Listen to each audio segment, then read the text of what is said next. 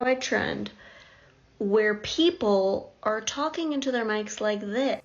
I would say that that trend happens more with women than it does men, but that's just because women are used to holding tiny things in their hands. And I can deny it no longer! I am small. so anyway, did you know the history of the microphone actually traces back to early acoustic amplification attempts and is closely tied to the invention of the telephone? In 1665, English physicist Robert Hooke experimented with an early acoustic telephone using a taut wire and cups. It's basically a precursor to the tin can telephone, demonstrating sound transmission over a medium that was different from the air.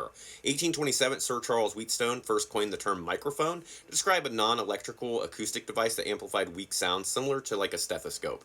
1876, Alexander Graham Bell invented the telephone, but he used a liquid transmitter. It's basically a needle inside of acid, like an acid water solution, which, while functional, it wasn't capable of being used commercially. 1870, the first functional and commercially successful microphone was the carbon microphone. Basically, it was independently developed by Emil Berliner and David Edward Hughes, and it was refined by Thomas Edison, which basically Edison stole it just like he did everything else because that's what Edison does. Enough of that. You hate me, don't you? No, I don't hate you.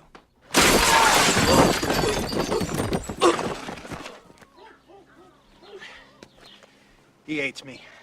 1916, E.C. Wendt at Bell Laboratories invented the first condenser microphone, also known as the capacitor or electrostatic microphone, which provided higher fidelity and is still a popular choice in recording studios today. In 1920s, as broadcast radio grew in popularity, the demand for better microphones increased. So in 1923, the first practical moving coil dynamic microphone was built and improved by Alan Blumlein and Herbert Holman, and it's basically the standard at BBC. 1923, the ribbon microphone was also introduced, utilizing a thin metal ribbon and a magnetic field known for its warm and smooth sound. I literally have one tattooed on my fucking arm. And in 1928, George Newman, had no idea if I'm saying his name right, founded his company and released the first commercial condenser microphone, the CMV3, nicknamed The Bottle.